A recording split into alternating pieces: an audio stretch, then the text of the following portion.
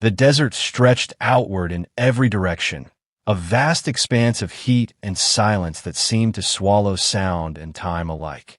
Fine grains of sand shifted restlessly beneath the wind, rising in curling plumes that shimmered against the midday glare. Above the endless dunes, the sun burned white and merciless, bleaching the sky to a pallid blue. In the distance, something moved, a line of dark, angular shapes cresting a ridge. The shapes resolved into a Dominion patrol, tall, armored soldiers flanking a pair of mechanical walkers whose piston legs sank deep into the soft terrain. Overhead, black drones wheeled in slow, deliberate arcs, their sensor arrays sweeping the desert floor. For 3 months, the XYRR Dominion had ruled this world with an iron precision that left no gap for rebellion.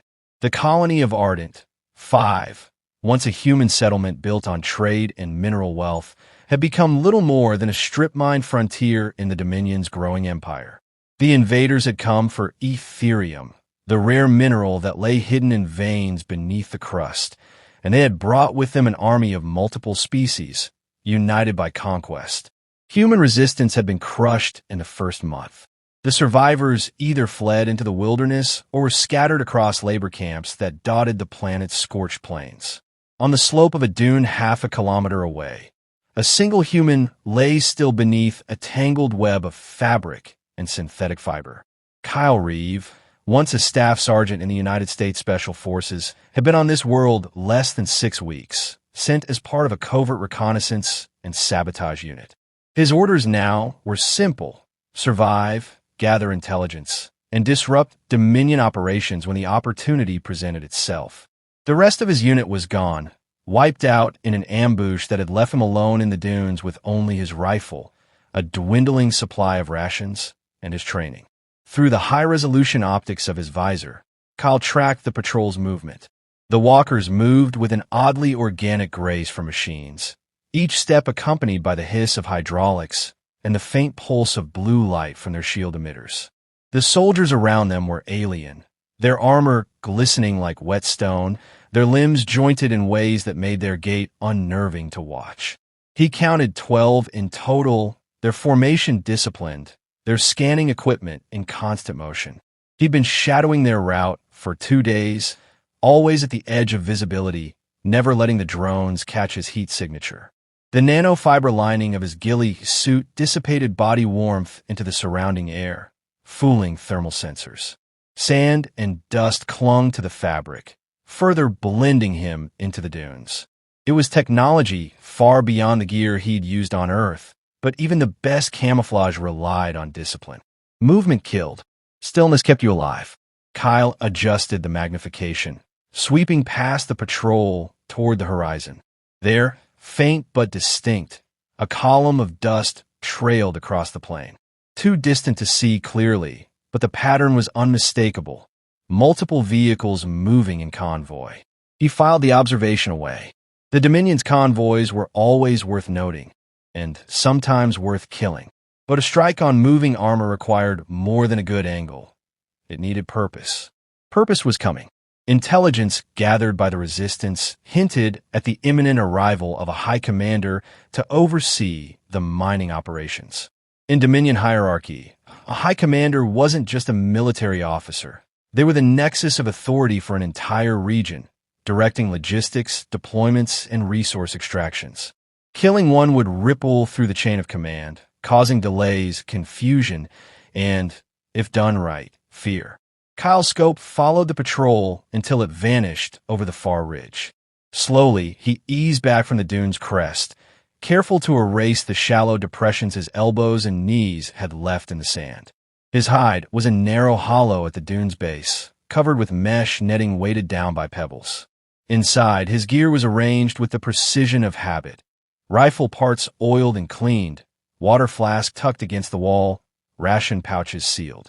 He slid into the shade, unscrewed the flask, and took a measured sip. The water was warm and metallic on his tongue. As he drank, he tapped the side of his visor, pulling up a map overlay compiled from his own scans.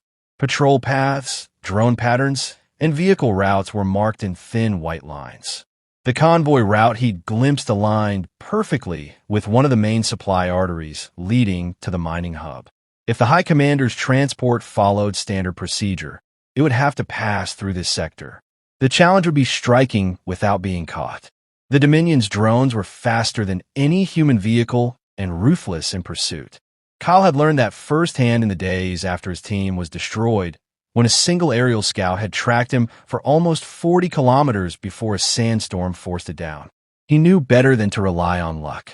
The wind shifted, carrying the faint tang of ozone from energy weapons fired somewhere far to the south. Kyle froze, listening. No follow-up fire, no nearby movement, just the wind again.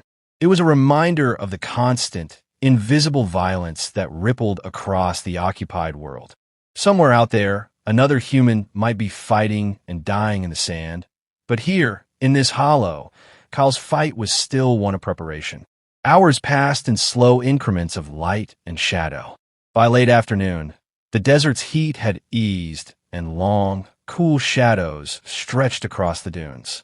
Kyle crawled from his hide and climbed a nearby ridge for a better vantage.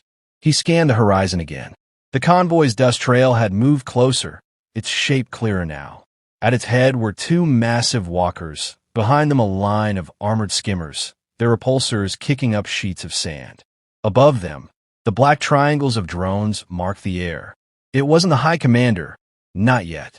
This was a supply run, heavy with cargo but not with command staff. Still, its route confirmed the intelligence.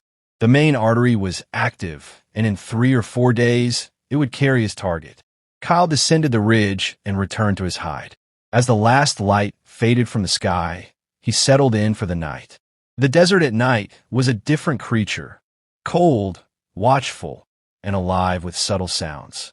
He wrapped himself in his cloak, the nanofibers dulling his outline even in starlight, and let his breathing slow. In the darkness, he thought about what was coming. One man against an empire wasn't a war, it was a statement.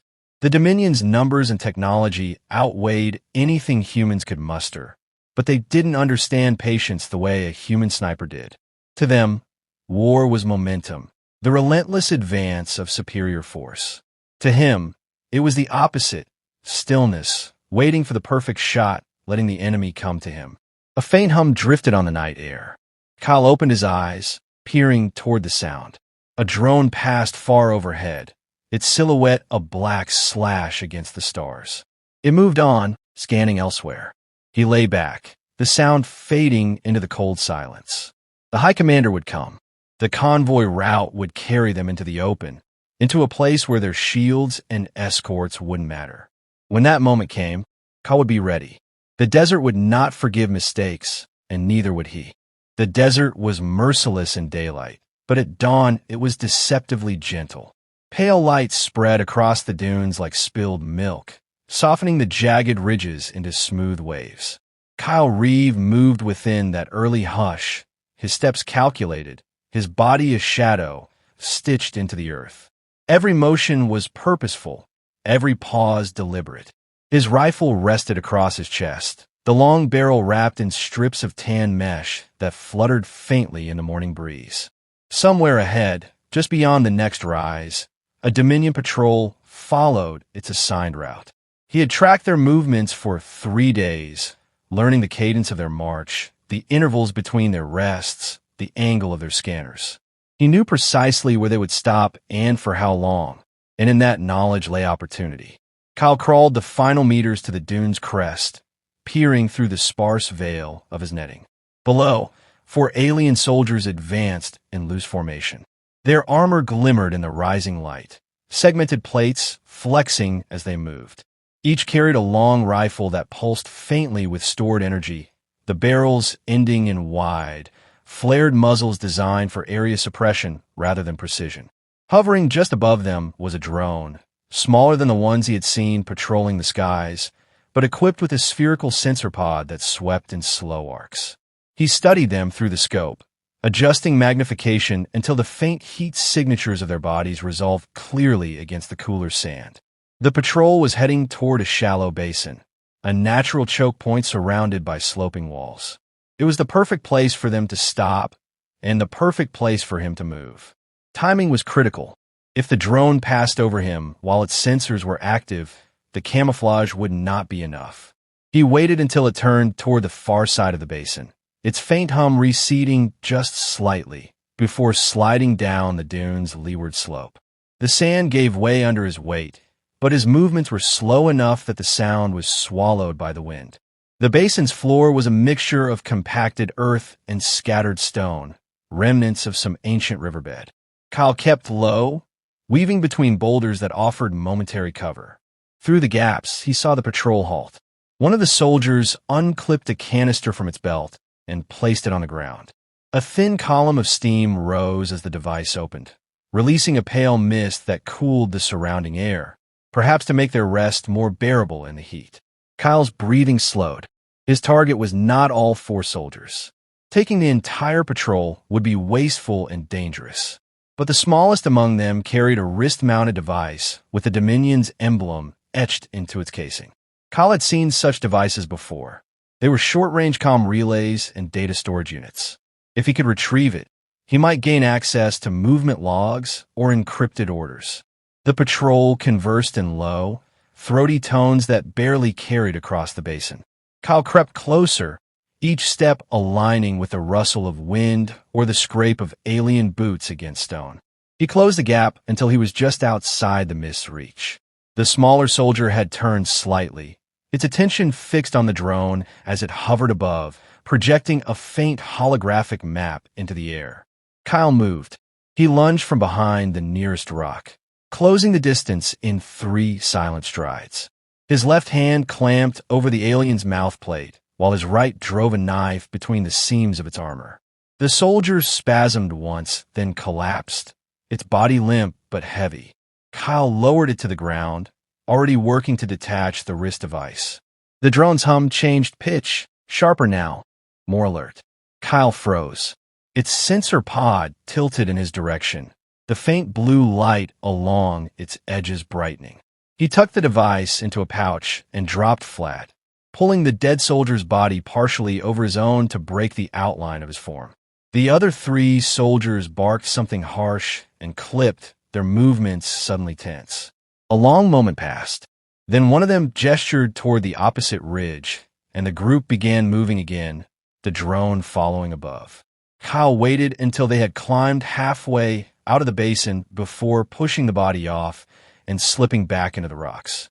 His pulse was steady, but the weight of what he now carried pressed against him. The data on the device could change everything, if it held the convoy schedule he hoped for. He retreated along a narrow gully, staying low until the basin and its patrol were out of sight. Only then did he pull the device free. Its interface was alien, a lattice of shifting symbols that reconfigured every few seconds. Kyle tapped the activation stud on his visor, linking its translation software to the device. Lines of text scrolled across his display in pale green, fragmentary at first, then solidifying into coherent entries. Movement logs, supply chains, and there, highlighted in amber, the projected arrival time of the High Commander's convoy. 3 days. The route passed within 2 kilometers of his current position. The wind kicked up, carrying grains of sand that rasped against his visor. Kyle stowed the device, mind already mapping possible sniper positions along that route. He would need height, concealment, and an unobstructed line of sight, and he would need to get there without being tracked by the Dominion's ever-watchful machines. By midday, the sun was a white disk in a bleached sky, and Kyle was deep into the high dunes to the north. Here, the sand formed ridges like frozen waves, their crests sharp enough to cut bare skin. He moved from shadow to shadow, pausing often to scan for drones. Twice, he spotted them far off, black specks against the glare, and each time he lay motionless until they passed. Hours later, he found the place. It was a high ridge with a gradual slope on one side and a sheer drop on the other, overlooking a stretch of flat desert that offered no cover for hundreds of meters in any direction. Perfect for a kill zone. From here, he could see the faint glimmer of the convoy route, a line etched into the earth by the passage of countless treads and skimmers. He marked the coordinates in his visor, then began preparing the ground. He used a collapsible entrenching tool to dig a shallow trench just below the crest, deep enough to conceal his body and rifle without obstructing his view. The sand was dry and loose, but he packed it tightly along the edges, reinforcing it with flat stones scavenged from the slope. Over this, he spread his mesh netting, anchoring it with pebbles that blended seamlessly into the terrain. By the time he finished, the light was fading, painting the desert in shades of amber and violet. He lay in the trench, testing his line of sight through the scope. The route was clearly visible, every ripple of sand sharp in the magnification. The wrist device's data replayed in his mind. 3 days. That was the window. Long enough to refine his shot, short enough to avoid discovery. The Dominion would not expect a lone human to wait in the sand for that long, exposed to the elements and their relentless surveillance. But Kyle was not like most soldiers. He had been trained for this, for the patience that turned hours into weapons. He powered down his visor to conserve energy, letting his eyes adjust to the deepening dark. Above, the stars emerged, bright and cold. Somewhere out there, beyond those points of light, Earth was still under siege, fighting its own desperate battles. He could not help them all, but here, in this stretch of desert, he could tilt the balance. A faint vibration ran through the ground, barely perceptible but growing steadier. Kyle pressed his ear to the sand, listening. Far off, something heavy was moving, perhaps another patrol, perhaps machinery. He stayed still, letting the sound pass through him like wind through a reed. It faded, leaving only the quiet pulse of his own heartbeat. In the silence, he thought of the shot to come. One shot, precise and final, delivered in the blink of an eye, but prepared for over endless days. That was the art of the hunter. And as the desert cooled around him, Kyle felt the familiar stillness settle in his bones, the knowledge that he was exactly where he needed to be. 3 days. The clock had started. The third day began with a sky the color of cold steel, a thin veil of clouds diffusing the harsh desert light. Kyle Reeve lay in his trench, motionless, the sand molded to the contours of his body. Every muscle was relaxed, every breath shallow. The ridge above him concealed his presence from anyone on the far side, but he still kept his visor's optics at the lowest possible output to avoid even the faintest glimmer that might betray him. Through the scope, the convoy route was a pale scar in the sand, a ribbon of compressed earth stretching into the hazy horizon. For 2 days he had watched it, seeing nothing but scattered patrols and the occasional supply crawler. This was the final morning before the High Commander's arrival, and every part of him was tuned to the moment, like the string of a bow drawn and waiting. He checked the disruptor drone nestled beside him under the netting. Its casing was disguised with sand-colored plating, and its systems were in standby mode. When activated, it would release a targeted pulse capable of destabilizing a small section of the Dominion's energy shields for less than a second. That would be enough. If his aim was perfect, his mind drifted, not in idle thought, but in measured recollection. He remembered the first time he had taken a long-distance shot in combat. Afghanistan, 12 years earlier, lying on a rocky slope in the Hindu Kush, his breath frosting in the air. The target had been a man carrying an encrypted radio, moving between boulders with the confidence of someone who believed distance was safety. One breath in, one breath out, and the man had been gone.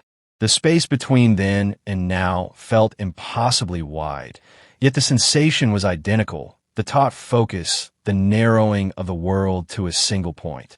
A faint tremor touched the sand beneath him. He pressed his fingertips into the grit, feeling the vibrations deepen. The sound reached him a moment later, the low, steady rumble of engines. His pulse didn't quicken. He simply shifted his body minutely, angling the scope toward the horizon. They emerged like ghosts through the heat haze, dark shapes resolving into armored skimmers, their underbellies glowing faintly from repulsor fields. Hover tanks followed, their turret-mounted cannons swiveling in slow arcs. The formation was tight, disciplined. Above them, 3 drones moved in perfect triangular alignment, scanning the dunes with methodical sweeps. Kyle's eye caught on the central skimmer. larger than the rest, armored with a dark metal that swallowed sunlight rather than reflecting it. Its sides bore the Dominion's crest, and its canopy was tinted nearly black. Inside, he knew, sat the High Commander. His scope's rangefinder confirmed the distance, 1,876 meters. Well within his weapon's capacity, but too far to account for the shield envelope he could see shimmering faintly around the vehicle. He adjusted the drone's parameters through his visor, watching the targeting reticle blink green. The timing would have to be flawless. He would trigger the disruptor as the skimmer reached a predetermined marker, a jagged outcrop halfway across the kill zone. From there, he would have less than a second to take the shot before the shield reformed. The convoy advanced with mechanical precision. Kyle tracked their movement, adjusting for the gentle crosswind sweeping over the ridge. He tasted dust on his lips, smelled the faint ozone of his weapon's charged rails. The High Commander's skimmer glided closer, the shield distortion rippling like water in sunlight. In the midst of his focus, another vibration reached him, a deeper, sharper thump. He shifted the scope slightly, catching movement on the far edge of the formation. A smaller skimmer had broken from the convoy, speeding toward a cluster of rocks to the south. A scout team, no doubt, checking for threats. If they veered too far, they might spot traces of his nest. He resisted the urge to act. Movement would be riskier than stillness. The scout skimmer paused near the rocks, its mounted sensor array swiveling. Seconds passed. Then it turned and rejoined the convoy. Kyle exhaled slowly through his nose. The outcrop was drawing near. He rolled his shoulders to keep his muscles loose, his breathing controlled and even. The disruptor drone's light pulsed in his periphery, waiting for his command. He thought of his brother, of the message he'd never had the chance to send after the invasion began. They had spoken about hunting as kids, about how patience was the most dangerous thing in the wild. "Let them come to you," his brother had said. Now, the memory was more than comfort. It was instruction. The skimmer entered the marked zone. Kyle's thumb brushed the activation stud.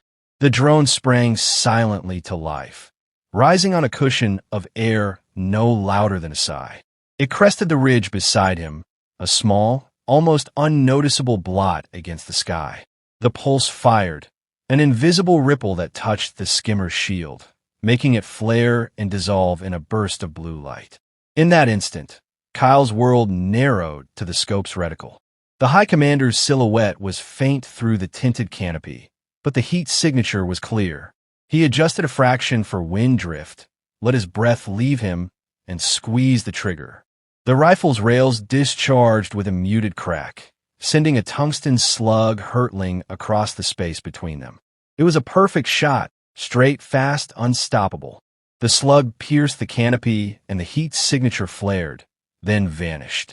Through the scope, Kyle saw the skimmer jerk violently, its repulsors stuttering. The shield snapped back into place, but it was too late. The convoy faltered.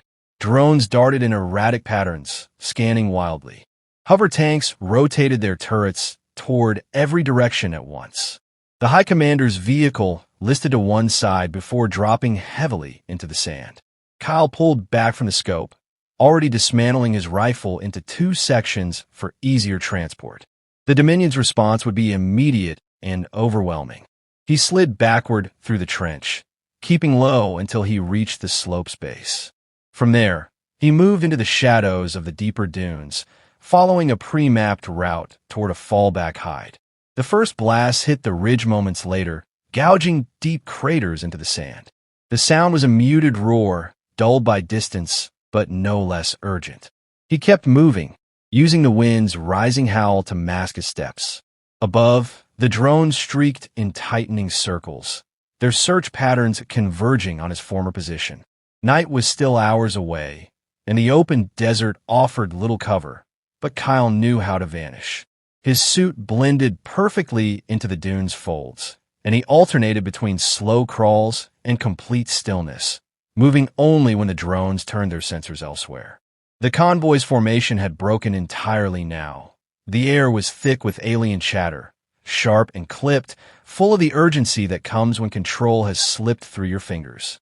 He reached the mouth of a narrow gully and slid into its shadows. Here, the air was cooler, the wind muted. He crouched behind a boulder, reassembling his rifle with practiced motions. Above him, the sky had taken on the muted gold of late afternoon. He allowed himself one deep breath, the taste of metal and dust mingling on his tongue. Somewhere behind him, the Dominion forces were combing the ridge for his body. They would find nothing but disturbed sand and fragments of stone. The shot had been clean, the withdrawal clean enough to leave them chasing ghosts. Kyle closed his eyes briefly, letting the moment settle. The High Commander was dead.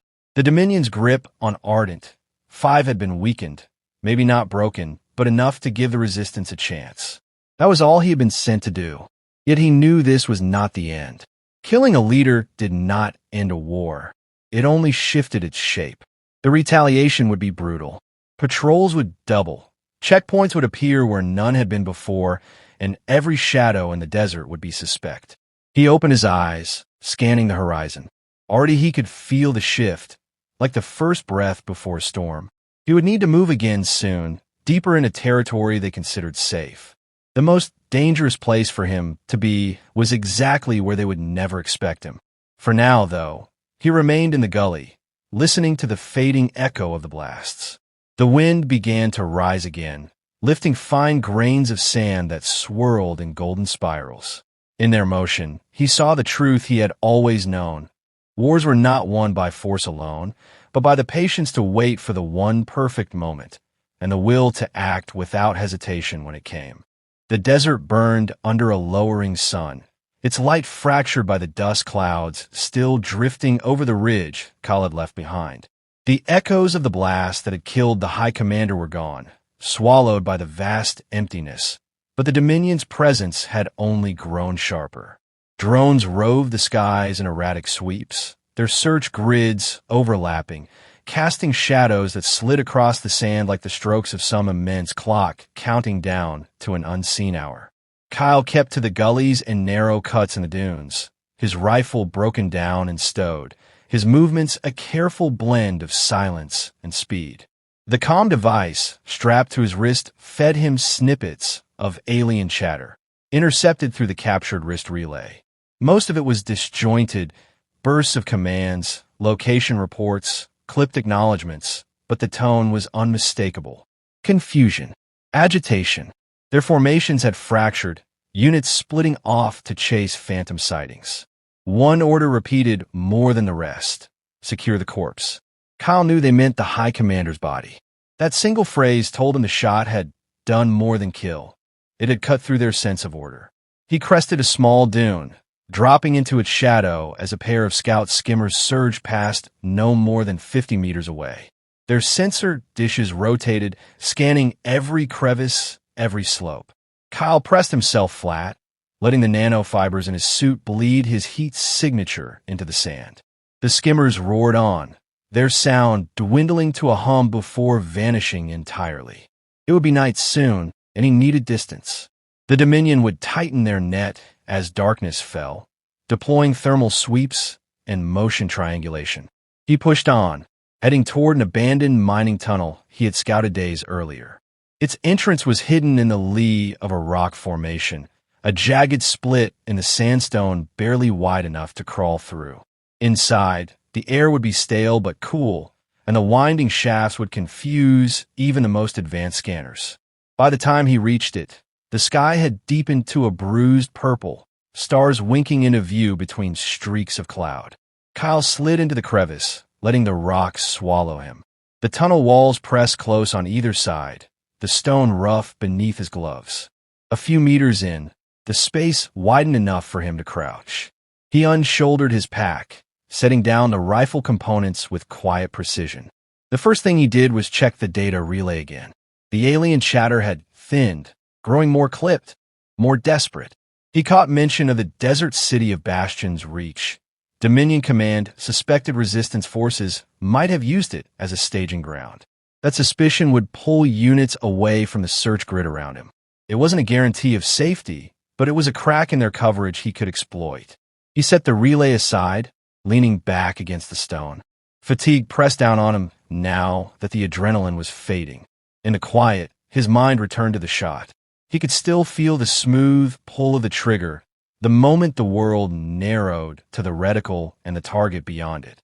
There had been no triumph, no thrill, only the cold satisfaction of execution, of fulfilling a task that had demanded patience and precision above all else. He thought of his brother again, not in the sharp pain of loss, but in the steady presence of memory. The conversations they'd had, the long silences they'd shared in deer blinds and on riverbanks.